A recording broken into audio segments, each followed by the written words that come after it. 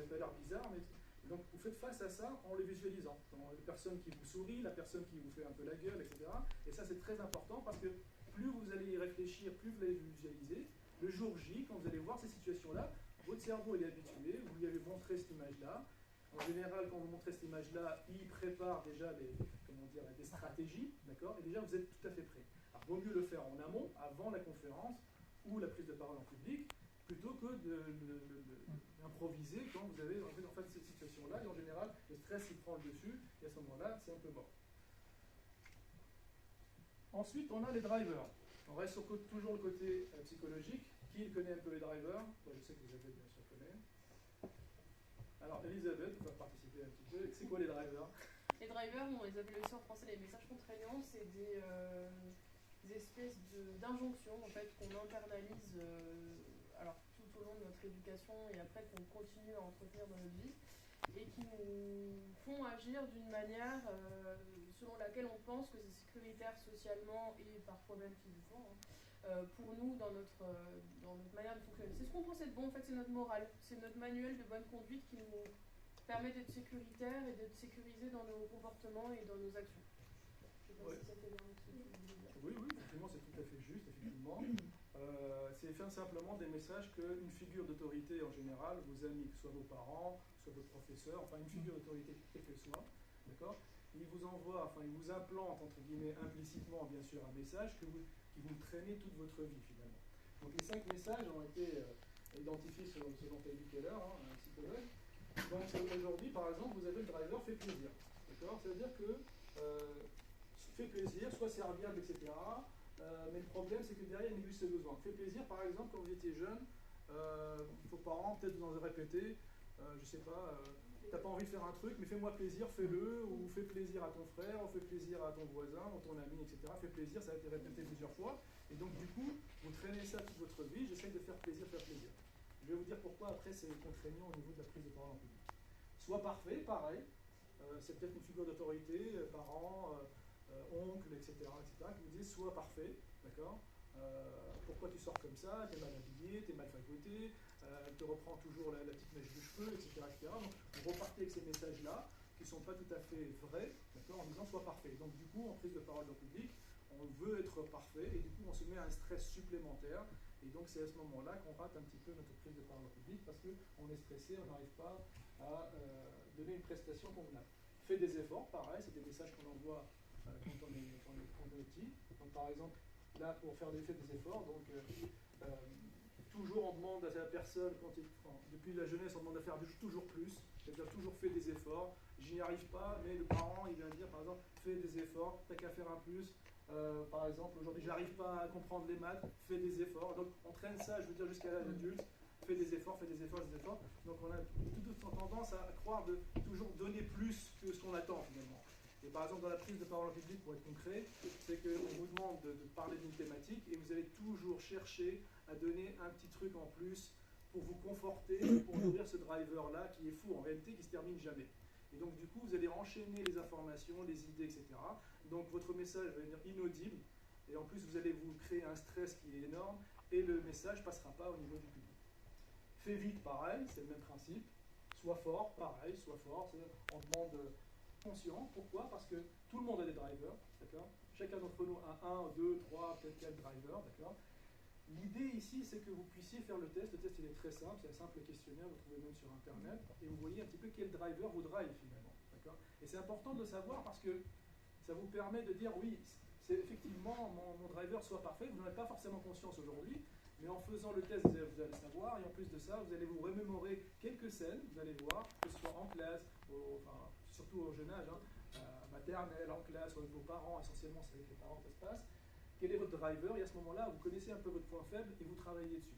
Par exemple, si je sois parfait, c'est mon driver principal, à ce moment-là, je sais que je vais chercher la perfection, donc je vais me faire un surstress et je vais chercher des informations encore plus, pour être complètement parfait, ou je ne serai jamais parfait. Le fait de le savoir, ça m'évitera justement de dire, oh, j'ai ce driver-là, c'est bon, je vais le calmer, je le close, j'ai fini ma présentation, jusque-là ça me semble bien, et on y va comme ça. Et donc ça c'est très important par rapport à la prise de parole en public. Est-ce que ça parle à certains d'entre vous, les drivers?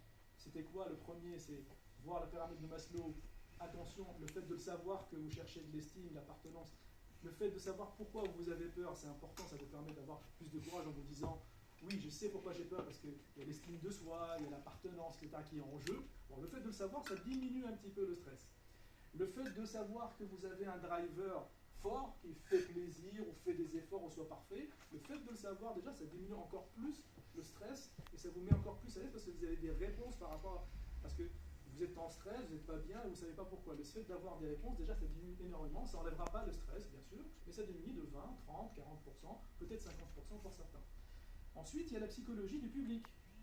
Parce que ce qui se passe en général, c'est que quand on se met devant un public, c'est un truc bizarre qui se passe, c'est qu'il y a nous, et en face de nous, il y a nous.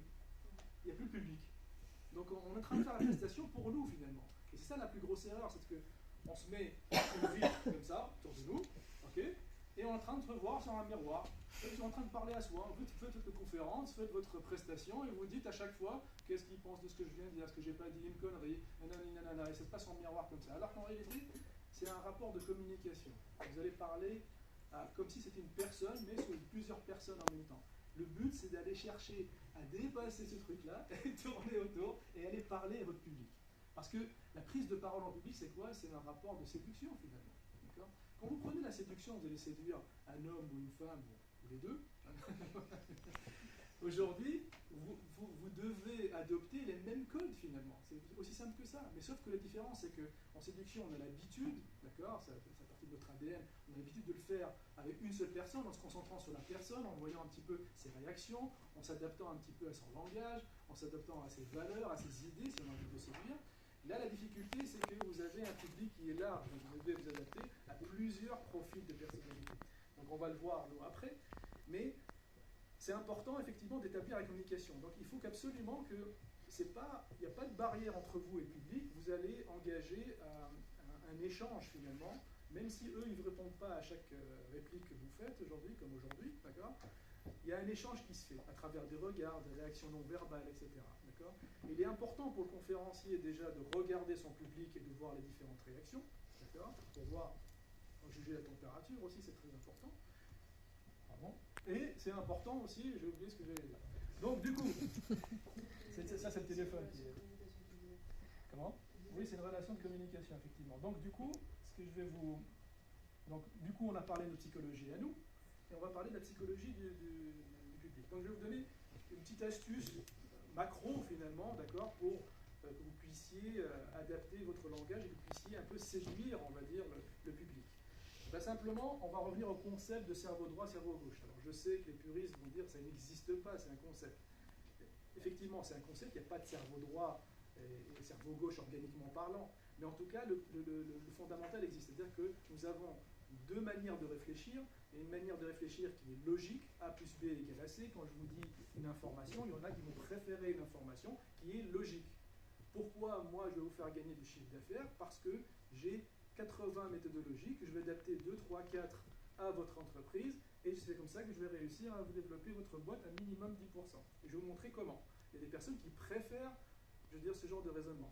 Et il y a des personnes qui sont plus cerveau droit, qui est un peu plus créatif, hein, c'est pour ça qu'il y a des couleurs, et on est tous cerveau droit et cerveau gauche en même temps. Le cerveau créatif, il a besoin d'histoire, il a besoin d'émotions, il a besoin de métaphores, de faire des analogies.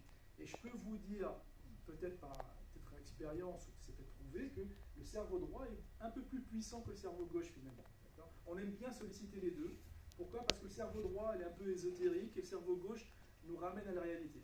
Si vous parlez qu'un cerveau droit au niveau juste émotion, métaphore, storytelling, etc., ça ne suffira pas, il ne sera pas convaincu parce qu'il ne pourra pas le transposer à la réalité. Et vice-versa, c'est-à-dire que si vous ne parlez que cartésien, c'est tellement plat, tellement froid, il n'y a tellement pas d'émotion, c'est tellement pas rêvé, que finalement, une conférence comme ça, c'est comme si une conférence d'ingénieur, vous sortez, bon, c'était intéressant, mais bon, ça n'a pas changé, c'est-à-dire, je ne suis pas sorti avec la banane, quoi, finalement. Et donc, du coup, une astuce pour le public, pour le séduire, en fin de compte, d'accord, il faut lui parler aux deux cerveaux, finalement. Donc, dans votre discours, il faut enchaîner les deux, c'est-à-dire que des informations logiques et simples, parce que le cerveau gauche, toujours dans le même concept, il ne retient pas énormément d'informations. On dit en général que pour la prise de parole en public, pour un pitch, pour une discussion, il va retenir 3 informations maximum. Tout dépend des personnes. Il y en a qui vont retenir qu'une seule. Et le cerveau droit, il retient beaucoup plus, émotions, etc. Donc, cerveau gauche, il faut parler un message qui est clair, votre objectif il est clair, il y a 3 points, d'accord? Comme je l'ai fait en début de cette prise de parole, c'est-à-dire qu'il y a 3 concepts qu'on va voir, que je vais rappeler à la fin bien sûr, pour être sûr que les 3, vous repartez dessus. Donc c'est vrai que vous allez retenir que 10 à 20% de ce que je vais raconter aujourd'hui, mais en tout cas, le plus important c'est que vous repartiez avec 2-3 idées très importantes que vous allez appliquer juste en sortant ici, ou vous allez vous exercer à la maison. Ok, donc du coup, pour votre discours, il faut mixer des deux. Donner des informations qui soient logiques, pertinentes et simples, d'accord? Ça c'est le cerveau gauche. Et le droit, mettre des exemples, des métaphores, raconter une storytelling, pour donner un peu de vivant un petit peu dans ce que vous racontez. Et quand vous mixez les deux, c'est une formule magique finalement. Quand vous arrivez à nourrir tous les deux, et ben les gens sont contents, vous remercient, ils vous applaudissent. Ok? Physiologie, alors. Il y a un truc qui est très important dans la physiologie, c'est qu'on parlait psychologie, c'est intimement lié à la physiologie. Il y a des recherches qui ont été faites, il y a une conférence même sur TEDx, je vous mettrai un petit peu la conférencière, qui a clairement prouvé qu'il y a une relation entre ce qui se passe physiologiquement et psychologiquement. Et c'est dans le sens inverse, c'est-à-dire que les conditions où vous êtes physiologiquement influent sur votre psyché. D'accord? Ça c'est très important. Ça veut dire que quand vous voyez une personne, par exemple un animateur télé qui est là, je suis très heureux de vous voir ce soir, je suis très content, vraiment ravi, etc., en se frottant les mains, bah sa physiologie dit autre chose. Elle dit non, je ne suis pas complètement à l'aise, etc. C'est comme une personne où vous dites ça va? Ouais, ça va. Ouais, son corps il dit non et elle dit oui. Donc ça c'est très important, le non-verbal, la physiologie. Donc le corps ne ment pas en vérité. Et vous êtes tous des experts en non-verbal, parce que là on dit qu'il y a la synergologie, etc. Mais en réalité, on ne met pas de mots sur ce qu'on interprète, mais inconsciemment, on perçoit tout. D'accord? Et quand vous n'êtes pas congruent avec votre message, ça se voit automatiquement, et les gens, vous les avez perdus finalement. Donc, la prise de parole en public, c'est vraiment un don de soi. C'est-à-dire que si vous n'êtes pas prêt à enlever votre veste et vous dévoiler un petit peu, d'ailleurs, ça va être un peu compliqué.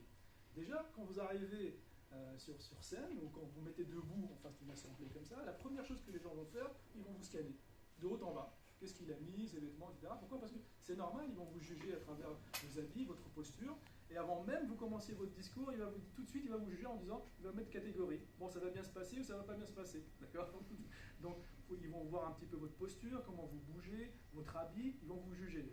Et ça, vous le savez déjà, d'accord? En plus de ça, comme je vous ai dit, il faut être congruent, c'est-à-dire qu'il y a des gens qui sont là en train de faire leur discours, et les mains sont cachées ici, un peu la cache-sexe ici, d'accord? Ou comme ça, ou ils ne bougent plus, c'est pas bon. Parce que implicitement, inconsciemment, les gens n'aiment pas les gens qui ne bougent pas de trop. D'accord? Alors, c'est vrai que dans le sud, ils vont bouger trop, d'accord? Mais ça, c'est dans le sud et c'est accepté. Dans le nord, un petit peu moins. Mais en tout cas, ce qui est important, c'est de trouver juste le milieu. Il ne faut pas que vous ayez les mains comme ça, parce que ça fait bizarre, ou comme ça. Et donc, du coup, les gens vont focaliser un petit peu vos bras, ils vont complètement oublier votre message. Et donc, comme je vous disais, c'est un don de soi, c'est-à-dire que quand vous arrivez sur scène ou devant des gens, il faut accepter de donner une partie de vous-même, dévoiler quelque chose en vous. Et ça, c'est le plus difficile finalement, d'accord? Et ça se fait beaucoup dans les exercices de théâtre, d'accord? Comment crier, tomber par terre, lâcher ses émotions, pleurer, etc. C'est très important de le faire au moins une fois dans sa vie, parce que si vous acceptez de donner quelque chose de vous, bah, les gens vont se percevoir et ils vont l'accepter, vous allez gagner en capital sympathie de façon extraordinaire. Donc quand vous arrivez en scène en disant « Bon, je suis là, j'ai envie de donner mes messages, mais je n'ai pas envie de trop me montrer », ça va se voir. D'accord? D'accord? Et donc, du coup, ils vont le voir comment? À travers les regards. Aujourd'hui, un conférencier qui ne vous regarde pas, il est là en train de regarder par terre, vous regardez quelque part fixe, ça ne passera pas. Vous perdez le regard. Quand vous perdez le regard avec quelqu'un, c'est comme en séduction, pour revenir à l'exemple. Vous perdez le regard, vous perdez la personne, hein, c'est très simple. Donc dans un public, il faut faire un W en général, regarder loin, devant, etc. pour être sûr de balayer tout le monde. Et ça de façon, pas comme ça tout le temps, mais voilà, rester un petit peu 1, 2, 3 secondes dans chaque position pour être sûr de balayer tout le monde. Parce que un des secrets de la prise de parole en public, c'est attirer l'attention.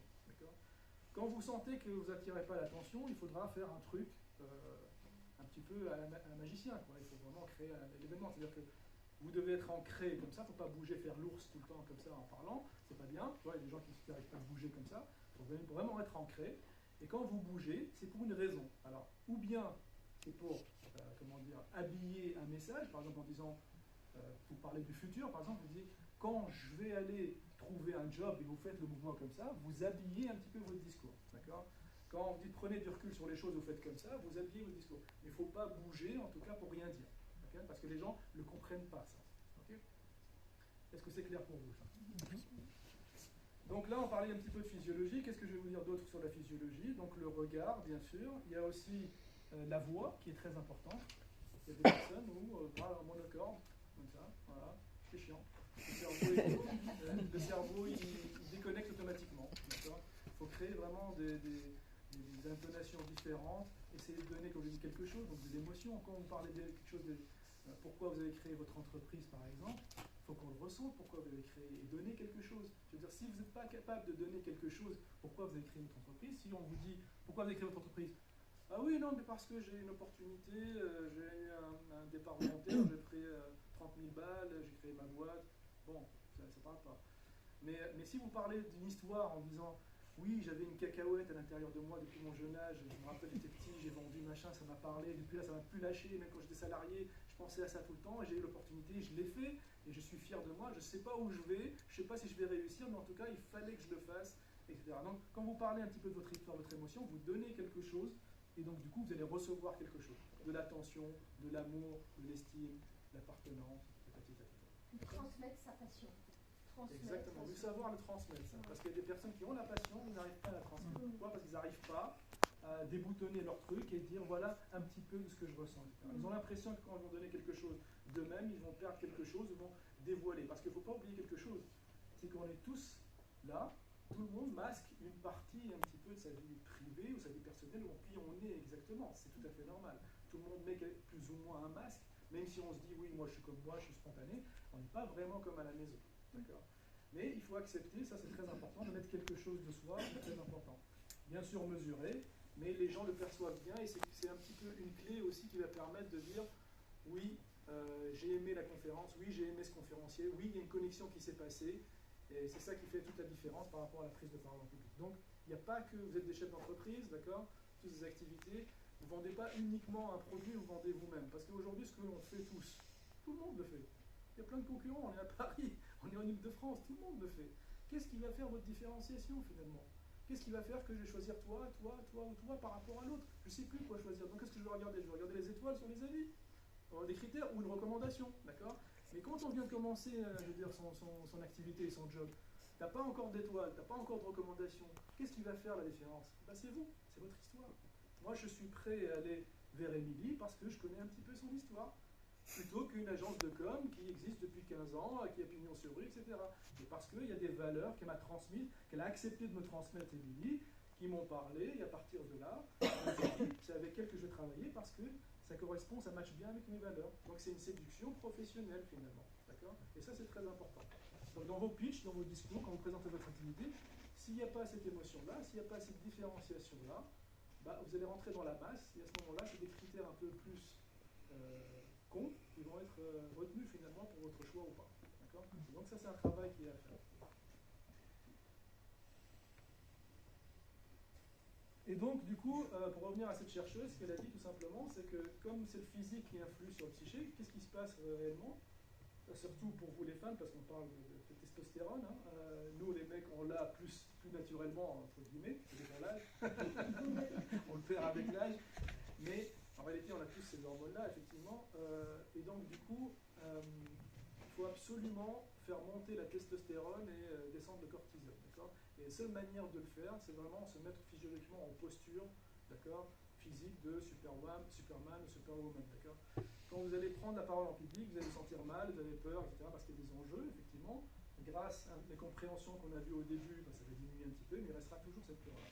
Et qu'est-ce qui va faire la différence? C'est que quand vous allez rentrer sur scène, vous allez parler, ce qui est très important, une des astuces, c'est bien sûr bien respirer. Et là, je reviens un petit peu à nos sophrologues. Ça, je ne vais pas faire la séance aujourd'hui parce que là, c'est externe. Mais en tout cas, en général, quand on est stressé, physiologiquement, on a le cou qui est déjà fixe, d'accord? La première chose à faire, une des astuces, c'est vraiment remonter, parce que les épaules remontent quand le cou il est bloqué, remonter et le redescendre d'un coup comme ça va faire énormément de bien, d'accord? Après la synchronisation, la respiration, je laisserai toi un autre jour faire la présentation, comment bien respirer et diminuer un peu le cortisol.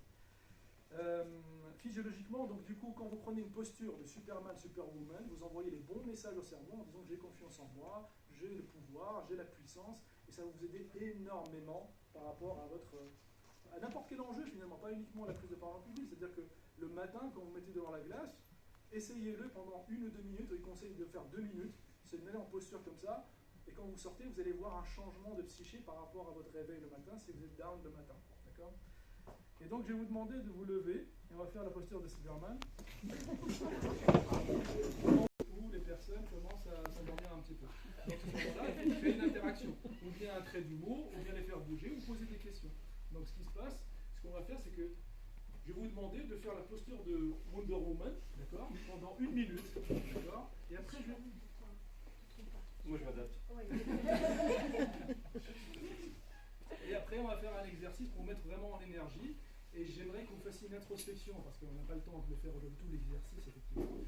Normalement, ce qu'on doit faire, c'est que vous allez exprimer chacun, je veux dire, quel est le bénéfice de ce que vous faites, réellement au niveau de votre activité. Quel est le bénéfice? Mais en une petite phrase, c'est-à-dire, moi, ce que j'apporte, c'est ça. Voilà. C'est clair et net, c'est pas un paragraphe, etc. Et ensuite, on fait cet exercice-là, et après cet exercice-là, vous le redites, et on va voir la différence. On va le faire aujourd'hui, parce que ça prend un petit peu trop de temps si on va faire le tour, en plus on est nombreux. Ce qu'on va faire, chacun va le faire tout seul, parce que vous connaissez votre niveau d'énergie. Donc vous allez prendre une posture déjà de Superwoman, comme vous voulez. C'est-à-dire, lâchez-vous et donnez quelque chose à votre public. Là. Allez, on va faire en plus une photo, tout le monde avec... Allez, posture sur Wonder Woman. C'est la première chose. Qu'est-ce que j'ai dit? Tu fais la main en bas. Là, vous allez, non. La main en bas, on applaudit, on fait yes. Allez, premier truc. Yes.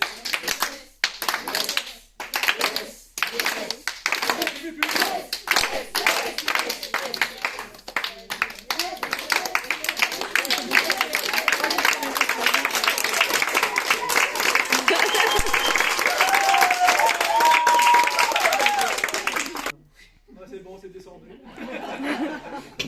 Vas-y, à toi. Parce qu'on a tous besoin de bien-être et de relaxation. Yes. Yeah.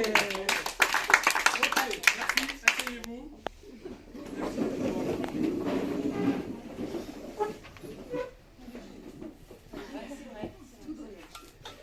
Et donc, effectivement, mettez de l'émotion, c'est un entraînement. Effectivement, mettez de l'émotion, c'est-à-dire que comment on fait pour mettre de l'émotion? Simplement, vous prenez une phrase qui est complètement banale, par exemple, j'aime la prise de parole en public, et vous le dites sous les différentes émotions qui existent.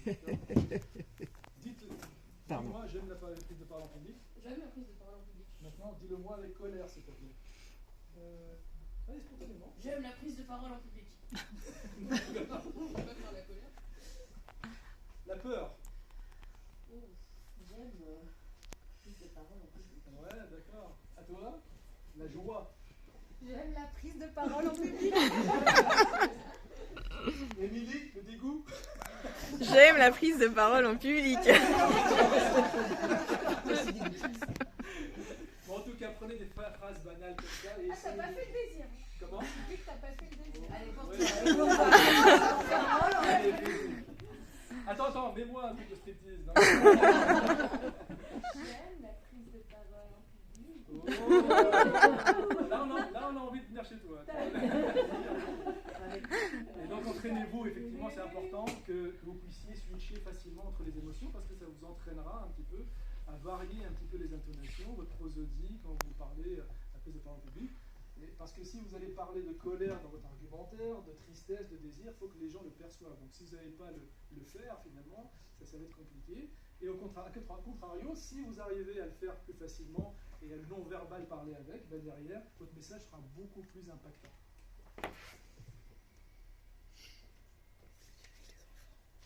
Donc on parlait de voix, de rythme, de prosodie, effectivement.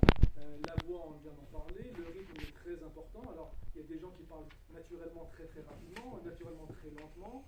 Il faut trouver un juste milieu. Donc des fois, il faut voir un petit peu, s'écouter. La meilleure manière, c'est s'enregistrer. D'accord? Des fois, on est tout de suite choqué par rapport à l'autre voix. Voilà moi. Et du coup, c'est important il y a une certaine norme, un certain nombre de mots à faire par minute, en tout cas dans une bonne conférence. C'est une étude qui a été donnée. Donc, trop lent, vous risquez de perdre une partie du public. Trop vite, vous perdez aussi une partie du public. Donc, trouvez un juste milieu où vous parlez pas à votre rythme naturel, peut-être adapté à votre rythme, et trouvez le juste milieu. D'accord? Encore une fois, vous devez séduire votre public. Donc, votre objectif, en tout cas, c'est de convaincre et de séduire 90% du public. D'accord? Pas que 30 ou 40%. C'est comme ça qu'on fait des conférences réussies ou des prises de parole dans le public réussies. Autre chose qui est très importante, et je termine avec ça par rapport à la voix, c'est les silences. Quand vous donnez un concept qui est un petit peu compliqué, d'accord, ou par exemple, imaginons pyramide, personne ne connaît pyramide, quand vous savez que les gens ont besoin d'intégrer une information, c'est très important pour vous, vous laissez un moment de silence, c'est très important, parce que quand vous enchaînez, vous allez faire perdre un petit peu le fil aux autres. Donc ce qu'ils vont faire, c'est qu'ils vont devaient réfléchir sur un concept, et du coup vous passez à autre chose, donc du coup vous oubliez le concept, vous n'avez plus le temps de réfléchir, c'est pas bon, et ils vous remercieront implicitement de vous donner un petit peu de temps, des temps de pause et des temps de silence quand vous parlez de concepts assez importants. Même quand vous parlez aussi de choses qui sont émotionnellement fortes, ou des enjeux, ou des valeurs, c'est bien de garder des petites pauses, des petits silences comme ça, d'accord, pour qu'ils puissent s'intégrer et vous suivre. Et ça fait partie aussi du cassage de rythme qui va permettre de attirer plus l'attention et intéresser le cerveau, parce que le cerveau il n'aime pas tout ce qui est monocorde, d'accord. Et comme bien sûr on parle de prosodie et le rythme aussi, quand vous voulez attirer l'attention des gens, d'accord, faut attirer l'attention en baissant un petit peu la voix, parce que je vais vous dire un truc très simple, un secret que personne ne connaît. C'est qu'il faut, voilà, il faut descendre le rythme, tout le monde ils sont là, qu'est-ce qu'il va dire, qu'est-ce qu'il va dire, qu'est-ce qu'il va dire. Et après reprendre le rythme, et parce que la joie, etc. Ok.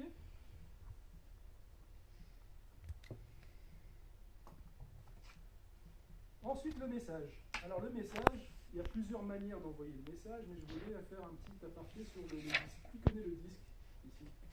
D'accord. Qui pratique le disque? Très bien. Alors, le disque, c'est quoi? Alors, du coup, je te laisse présenter, c'est quoi le disque? Ben, c'est ce qui va... Alors moi, dans mon métier, c'est ce qui va me permettre, quand j'ai des acheteurs, par exemple, qui font des visites, de pouvoir coller à leurs besoins. J'ai des personnes qui arrivent, par exemple, qui regardent et qui comptabilisent toutes les prises. C'est des analysants, c'est des bleus. Donc ces gens-là, avant qu'ils se décident, il faudra que je leur envoie le règlement de copropriété, les AG, il faudra que je leur envoie tous les éléments de manière à ce qu'ils se rassurent eux-mêmes par rapport à leurs besoins et à comment est-ce qu'ils sont pour prendre la décision.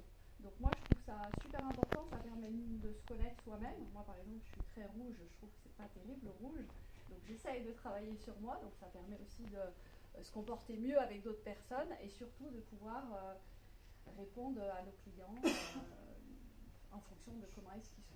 Très bien, on l'applaudit. Donc effectivement, Albert Marabian, qui est l'inventeur un peu de ce disque-là, il a défini un petit peu nos styles de communication sur 4 volets principaux, bien sûr. Hein. Ça ne définit pas une personne parce qu'on n'est pas une seule couleur, on est majoritairement une couleur. On a plusieurs couleurs, on est les 4 finalement, mais on a des majorités de rouge, de jaune, etc. Le rouge, c'est l'action, c'est le vif, l'efficace, d'accord, le fonceur, le décidé, le direct, l'indépendant, d'accord. C'est un commercial. On prend l'image du commercial, d'accord. Le jaune, il est positif, social, peace and love, il aime bien le truc en groupe, il aime bien les choses faire en groupe, il n'aime pas se retrouver tout seul. Il est enthousiaste, il est influent, il aime bien mener le groupe. Il est en général un peu désorganisé, d'accord. Il aime bien prendre des choses à la one again, un peu spontanément, etc. Il y en a qui se reconnaissent. Le vert, lui, il est plus diplomate, patient, il est doux. Ce qu'il recherche, c'est simplement l'harmonie. Il va veiller à ce que le groupe passe bien. C'est-à-dire que s'il y a une tension monte, lui, il va intervenir juste pour apaiser un petit peu. D'accord. Il aime bien l'harmonie, etc., que ce soit chez lui ou avec les autres. Donc, il est patient, il est doux, il est méthodique, posé, à l'écoute, tolérant, stable. Donc, il en faut, effectivement. Et le bleu, comme tu disais, il y a des gens, bien sûr il en faut, parce qu'aujourd'hui il n'y a pas une couleur qui est meilleure que l'autre. Hein. Toi tu disais le rouge c'est pas bon, mais il en faut tout, je veux dire, pour faire une bonne équipe. En tout cas, toi tu manages une équipe, il en faut tout. Et donc le bleu c'est un peu conforme. Lui il va chercher des choses factuelles, précises, rigoureuses, prudentes, structurées, il va utiliser des normes, des règles, etc. Et donc il est important dans votre communication de déceler un petit peu qui est en face de vous et de lui parler avec son langage finalement pour mieux le convaincre et mieux l'embarquer, grosso modo. Et donc pour la prise de parole en public, c'est exactement pareil. Vous allez trouver dans la salle toutes ces couleurs-là. D'accord. Et donc du coup, il y a juste une spécificité par rapport à votre message. Là, on parle du message du discours quand vous allez ordonner vos autres argumentaires, vos exemples, etc. Et suivre un certain ordre. C'est qu'en général, le rouge, c'est le plus impatient. C'est-à-dire que dès les premières minutes, s'il ne sait pas où tu vas le père, il va prendre son portable, va commencer à envoyer des messages, planifier, je veux dire, c'est un rendez-vous le demain, etc. Ensuite, c'est le jaune. Le jaune, pareil, il va attendre un tout petit peu plus, mais c'est pareil, lui, si ça ne lui parle pas tout de suite, les premières minutes, il va décrocher. Le vert, lui, il va passer un peu plus de temps, il va vous écouter, il est dans l'empathie, donc il va commencer à prendre quelques, arguments, écouter un petit peu plus que le jaune et le rouge. Et le bleu, lui, il va chercher tout ce qui est je veux dire, structuré, tout ce qui est factuel finalement, et lui il est patient. Lui il est venu là, il a 1h30 pour vous écouter, d'accord, et il s'attend à repartir avec des éléments qui sont factuels et clairs. Et donc c'est important, pourquoi j'ai fait dans cet ordre-là, parce que le discours, il faut qu'il soit dans cet ordre-là. Il faut nourrir d'abord le rouge qui est impatient, ensuite le jaune, ensuite le vert, ensuite le bleu. Le nourrir non seulement en termes de rythme, d'accord, de patience, mais en termes de rythme d'information. Le rouge va savoir tout de suite de quoi vous parlez, où est-ce que tu veux m'emmener exactement. D'accord. Le jaune, c'est dire avec qui tu veux m'emmener, c'est quoi l'histoire, est-ce que c'est fun ou c'est pas fun. Le vert, est-ce que c'est harmonieux, ce que tu veux raconter. Et le bleu, est-ce que je vais avoir des éléments factuels ou pas. Si vous, dans votre discours, vous nourrissez les 4 ici dans votre message, vous allez nourrir 90% des personnes qui sont dans le public. Donc ça, c'est très important de nourrir dans votre discours, dans votre message, en tout cas de structurer votre discours par un message de plus ou moins long, que si vous ayez 30 secondes pour faire un pitch ou toute une conférence à faire, c'est important de toucher les quatre profils. Et enfin, vous avez une spécificité, c'est que vous êtes tous des chefs d'entreprise, d'accord, vous managez des personnes, vous êtes indépendants, etc. Et ce qui est important dans votre discours à vous, plus précisément par rapport à la prise de parole publique en général, c'est que vous avez une activité, et comme je disais tout à l'heure, il faut que vous ayez votre PUV, c'est proposition unique de vente ou de valeur. D'accord. Si vous ne l'avez pas, ce sera compliqué de construire un discours qui est cohérent. Parce que imaginez demain, on vous demande de faire un petit discours pour présenter votre activité. Si vous ne connaissez pas votre proposition unique de vente ou de valeur, ça va être compliqué de passer le bon message. Et c'est la plus grande... Moi, ce que je vois dans mon métier, parce que là, on rentre clairement dans le métier, c'est que la plupart des gens ils disent oui, moi je fais cette activité-là, oui, mais qu'est-ce qui différencie toi par rapport à une autre personne qui fait exactement la même chose que toi? Ben, moi j'ai un service super, moi mon client je ne le lâche pas, moi mon client c'est le roi et moi je suis... Enfin, tout le monde dit ça en fin de compte, d'accord. C'est pas une vraie proposition unique de vente et de valeur, d'accord. Donc ça c'est un vrai travail à faire. Pourquoi? Parce que j'ai eu une cliente comme ça qui n'arrivait pas à développer son chiffre d'affaires parce qu'elle a beaucoup de concurrence, elle fait de l'objet publicitaire, elle n'est pas loin. Et elle a beaucoup de concurrents, surtout de gros concurrents, elle n'a pas de plateforme de marchands, etc. Et elle n'arrive pas à percer. Et elle a fait du coaching, etc. C'est pas pour dénigrer le coaching, c'est pas ça le problème, c'est qu'elle a travaillé beaucoup sur ses croyances, ses valeurs, ça l'a énormément aidé à avancer. Mais il y a une spécificité, c'est qu'elle est chef d'entreprise. Et aujourd'hui, elle peut avoir les meilleures croyances qu'elle veut, etc., les meilleures valeurs, enfin, s'identifier et comprendre comment elles fonctionnent, etc. Mais si professionnellement parlant, commercialement parlant, elle n'arrive pas à envoyer un message clair, quelle est ma proposition unique de vente ou de valeur par rapport à tous les concurrents qui existent, elle va avoir du mal à se différencier et donc d'avoir des clients. Donc ça, c'est un vrai travail à faire. Okay. Et donc, là-dessus, c'est qu'il faut dire réellement, et ça c'est un travail un petit peu, c'est pas un travail d'une minute ou de 5 minutes à faire, c'est un travail assez long à faire quand même, parce que vous recherchez un petit peu votre proposition de vente et de valeur, et vous en avez tous une en tout cas, ça c'est sûr et certain, d'accord. Et comment ça se passe? C'est à travers un questionnaire très simple, on va la rechercher, et après en mettant bout à bout les mots-clés, etc., on trouvera votre proposition de vente. Et ma cliente, une fois qu'elle l'a trouvée, d'accord, une fois qu'on a travaillé dessus, elle l'a trouvée, elle a eu plus de clients. Pourquoi? Parce que simplement, elle s'est rendu compte que ce n'était pas un gros problème de croyance, ni de valeur, ni d'identité, tout ce qu'on veut. Elle avait ce problème-là qu'elle a réglé, mais elle avait 50% aussi du problème, c'est qu'elle se dit, finalement, je vais rentrer chez quelqu'un pour aller lui dire pourquoi me choisir moi par rapport à un autre. J'ai pas vraiment d'argument, donc j'ai pas vraiment un discours qui est clair là-dessus. Et une fois qu'elle a éclairci son discours, déjà, naturellement, elle est partie prospecter à froid beaucoup plus facilement. Parce qu'elle pensait qu'elle était mauvaise commerciale, qu'elle n'aimait pas la prospection. Mais en réalité, c'est pas qu'elle n'aimait pas la prospection, c'est qu'elle avait rien à dire. Elle n'avait pas de message qui est clair, qui est poignant, qui est vraiment différenciant. Donc vraiment, je vous conseille, et ça c'est pour la fin de cette présentation-là, c'est que ce soit pour prise de parole en public, que ce soit one-to-one ou avec un groupe où on pitch, etc., travaillez sur votre proposition unique de vente et de valeur. C'est ça qui va faire que vous ayez confiance en vous, d'accord. Vous allez pousser les portes à froid parce que vous avez un message qui est perso, qui est différenciant des autres, et c'est ce qui va vous convaincre de pousser les portes, d'aller voir les personnes et d'incarner ce message-là, parce que ça vient vraiment de vous. Et comme je vous disais tout à l'heure, on achète aussi pas uniquement le produit ou le service que vous vendez, mais on achète la personne qui est derrière. Moi, ce que j'ai envie de savoir, c'est un petit peu pourquoi te choisir toi en tant que personne aussi, ce qui fait 50% du job supplémentaire. Donc ça, c'est un travail qui est très important. Plus je rajouterai proposition unique de vente ou de valeur, c'est très important à trouver. Ça vous ouvrira énormément de portes internes déjà, ensuite externes par rapport aux clients, parce que la différence, vous allez le voir, et rajouter derrière des garanties. La garantie, ça vient venir closer les clients. Okay. c'est ce qui va convertir. Parce que avoir une proposition unique de vente et de valeur, c'est très important effectivement, parce que ça permet de mettre en confiance et vraiment de créer une vraie différenciation par rapport à ce qui existe sur le marché. Et enfin, la garantie, ça vous permet de closer beaucoup plus rapidement. Parce que l'un ne va pas sans l'autre pour moi, parce que si vous vendez une valeur unique, et si derrière vous n'avez pas une garantie derrière qui est forte, qui vous met aussi en jeu, et il le voit le client, là ça ne va pas permettre de closer facilement. Le fait que vous mettez une garantie, c'est que ce que je vous raconte maintenant, je suis tellement sûr que je vous mets une garantie, par exemple, de satisfait remboursé. Bien sûr, il y a des conditions pour satisfaire et rembourser, bien sûr, ça c'est autre chose. Mais quand vous dites je garantis ça, vous mettez en jeu, je veux dire, vos bénéfices, etc., vous allez closer 30 fois, 40 fois, 50 fois plus que vous faites actuellement. Et je terminerai justement par ce dernier tips en tant que chef d'entreprise. Et je vous dis merci beaucoup, merci pour votre attention. Merci à toi.